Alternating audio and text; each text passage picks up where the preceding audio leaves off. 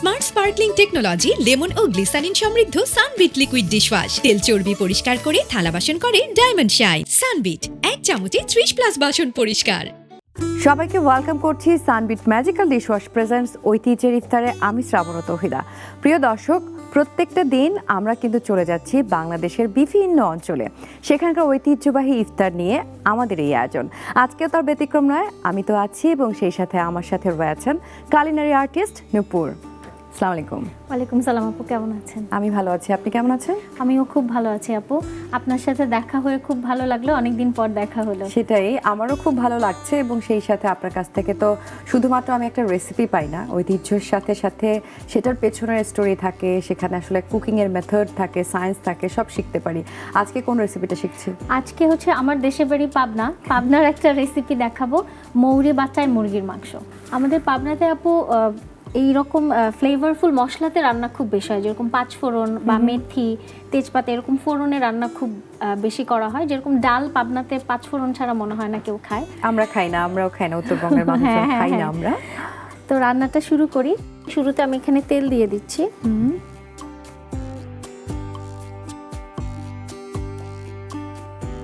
প্রথমে ফোড়ন দিয়ে দিচ্ছি আমি এখানে, আমার মুরগি আছে এখানে আপনার 300 গ্রামের মতো।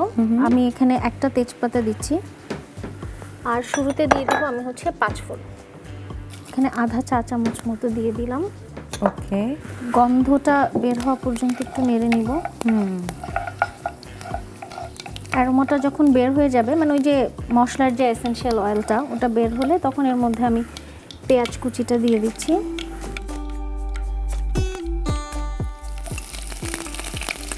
পাঁচফোড়নে যে কোনো খাবার তৈরি করলে আমার সেটা খুব মজা লাগে খেতে, যে কোনো খাবার।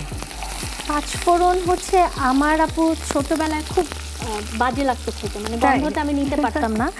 কিন্তু হয় না, একটা সময় মাদের বয়স হয়ে যায়, রান্না করতে পারে না, বা দাদিদের নানিদের রান্নাটা মিস করি।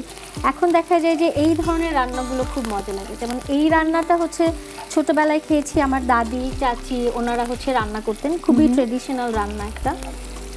তো হঠাৎ করে একদিন মনে হলো যে মুরগি প্রতিদিন রান্না করতে করতে অন্যরকম কিভাবে খাওয়া যায়। আর রমজানে তো ওই একই খাবার খেতে আসলে চায় না, বাসায় বাচ্চারা যেহেতু আছে। তো দেখলাম যে এটা করলে পরে জিনিসটা সবাই খুব আগ্রহ নিয়ে খাচ্ছে। এখানে হচ্ছে আপু শুরুতে আমি এটাতে একটু পেঁয়াজ বেশি যায়, গ্রেভি হয়, আপনি গ্রেভিটা দিয়ে রুটি পরোটা যা খুশি খেতে পারেন, পোলাও মজা লাগে। তো শুরুতে আমি একবার পেঁয়াজ দিচ্ছি, পরে আবার পেঁয়াজ যাবে এটাতে। আচ্ছা, কারণ আমি শুরুতে পেঁয়াজ একবার দিয়ে নিচ্ছি, এটা হালকা ভাজা হয়ে গেছে। এর মধ্যে আমি এখন আদা রসুন বাটা দিয়ে দিচ্ছি। কতটুকু? এখানে হচ্ছে আদা বাটা আমি দিচ্ছি আপু 1 চা চামচ, আর রসুন বাটা আমি দিব হচ্ছে 2 চা চামচ। মুরগিতে সবসময় আদার ডাবল রসুন দিতে হয়। অনেকে সমান সমান দেন, কিন্তু আমি দেখেছি যে মুরগির যে এখনকার যে মুরগিগুলো, ওগুলোর স্মেলটা রসুন একটু ডাবল দিলে ভালো হয়। আমিও তাই করি, মানে মুরগি রান্নার ক্ষেত্রে রসুনটা একটু বেশি দেই।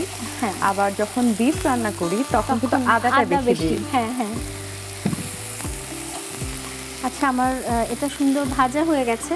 এখানে হলুদ দিয়ে দিচ্ছি আধা চা চামচ। আর মরিচটা হচ্ছে এখানে মরিচ গুঁড়ো দেব না, আমি এখানে শুকনো মরিচ ভিজিয়ে রেখেছিলাম, ওটাকে বেটে নেওয়া হয়েছে। সেখান থেকে আমি হচ্ছে, যেহেতু আমার মুরগি খুব কম, আমি 300 গ্রামের মতো নিয়েছি, এই জন্য আমি এখানে 1 চা চামচ পরিমাণ দিচ্ছি। যদি একটা আস্ত মুরগি হয় তখন এটা বাড়িয়ে নেওয়া যাবে। এই যে মরিচটা বেটে দিলাম, এটাও কি অথেন্টিক জন্য দিচ্ছি নাকি আপনি এটাকে না, এটা আসলে যেহেতু ট্রেডিশনাল রান্না, এটা ফিউশন না, যেহেতু এটা একটা ট্রেডিশনাল রান্না।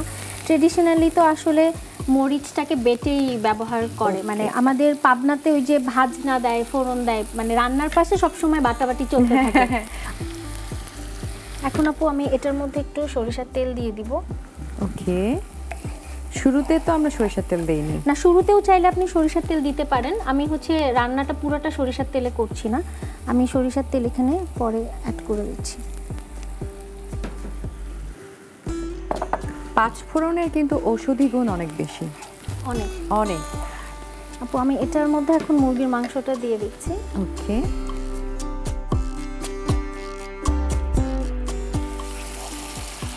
মুরগিটাকে কি একটু কষিয়ে নিব? হ্যাঁ, মুরগিটাকে একটু কষিয়ে নিব।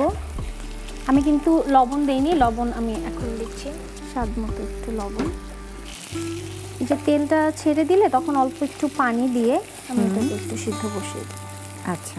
মুরগি সেদ্ধ হতে খুব বেশি সময় লাগবে না।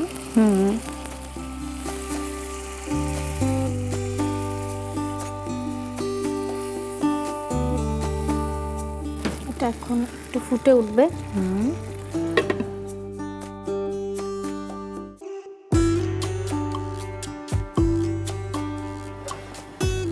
আপু আমার মাংসটা প্রায় সিদ্ধ এসছে। এত সুন্দর একটা ঘ্রাণ। হ্যাঁ, এটা খুবই অন্যরকম একটা স্মেল, টেস্টটাও খুব ডিফারেন্ট হয়। আসলেই তাই। আপু এখানে হচ্ছে বেরেস্তার সাথে মৌরি একসাথে বেটে নেওয়া আছে। এখানে হচ্ছে আমার মৌরি আছে আপনার 1 টেবিল চামচ, আর বেরেস্তা ছিল 2 টেবিল চামচ, একসাথে আমি বেটে নিয়েছি। সেখান থেকে আমি 1 টেবিল চামচ এখানে দিয়ে দিচ্ছি।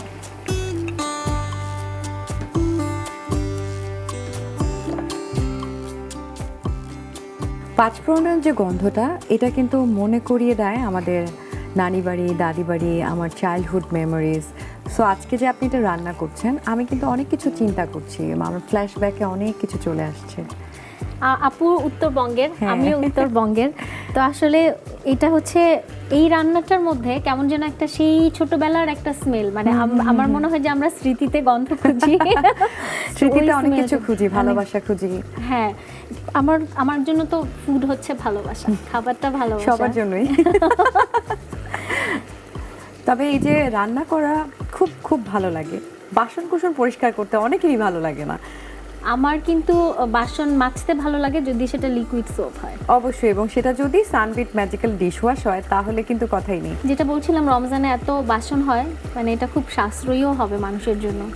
লিকুইড ফর্মে তারা নিয়ে এসেছে সানবিট, কারণ হচ্ছে দেখা যায় রমজানে এত বেশি ব্যস্ত থাকি আমরা, সময় বাঁচানোটা, স্পেশালি যারা ওয়ার্কিং লেডি তাদের জন্য তো ইফতার আগে সময় পাওয়াটা এবং পরে এত ক্লান্ত লাগে, তাদের জন্য স্পেশালি বলবো যে মাত্র কিন্তু 1 টিস্পুন, 30টার বেশি বাসন কুসন পরিষ্কার করা সম্ভব। তেল চিটচিটে ভাবটা দূর করতে কিন্তু অনেকের ঘাম ঝরে যায় একদম, মানে রমজানে তো সবকিছুর মধ্যেই কেমন যেন তেল লেগে থাকে, অয়েলি ফুডগুলো একটু বেশি প্রেফার করে থাকি আমরা। তো সেদিক থেকেও কিন্তু সানবিটের একটা বার রয়েছে, ডিশওয়াশিং বার, সেটা আসলে এই গ্রিজি পার্টটাকে ক্লিন করার জন্যই মাস্টার বলা যায়। হ্যাঁ, আমি আমার এটা হতে হতে তাহলে সার্ভিং ডিশটা একটু ধুয়ে নিয়ে আসি। অবশ্যই সানবিটের সাথে। সানবিটের সাথে, জি।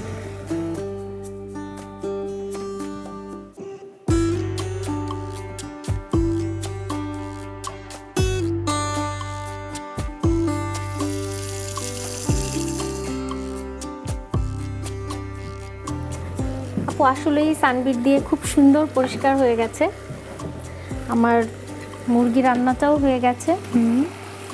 এটা আপনি যদি আপু মনে করেন যে একটু ঝোল ঝোল রেখে খাবেন পরোটার সাথে, নর্মালি আমার বাসায় ইফতারে যদি আমরা পরোটা বা নান দিয়ে যদি খাই, একটু হালকা গ্রেভি থাকলে আমাদের ভালো লাগে। কেউ চাইলে এটাকে কষিয়ে ঝোলটা কমিয়ে নিতে পারে। আমি যেমন রান্না করি বা আমি যেভাবে খেয়ে অভ্যস্ত, আমার যেখান থেকে রান্নাটা শেখা আমাদের গ্রাম থেকে, ওখানে একটু ঝোল ঝোল রাখে। সবাই ঝোল ঝোল খেতে একটু পছন্দ করে, সারাদিন রোজা রেখে একদম ড্রাই কোনো খাবার কিন্তু ভালো লাগে না, তাই না? না, একদমই না।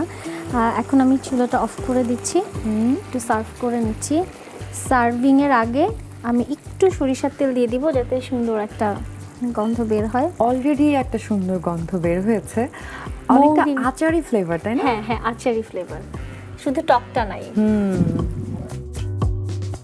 আমি আজকে আপু বোনলেস পিস নিয়েছি, কেউ চাইলে এটাতে হচ্ছে মানে আস্ত মুরগি বোন ইন যেটা, সেটাও ব্যবহার করতে পারে। এটা কিন্তু আপু পোলাওয়ের সাথেও খুব মজা লাগে। রাইট।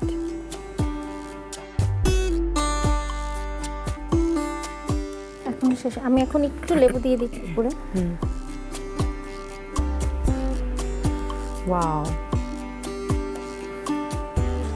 আসলে ট্রেডিশনাল রান্নাতে ওই রকম ডেকোরেশনটা করা যায় না, যতটুকু করা যায় আমার আজকের মৌরি বাটায় মুরগির মাংস। Wow, simplicity is the best policy, সেটা কিন্তু আরও একবার প্রমাণ হলো।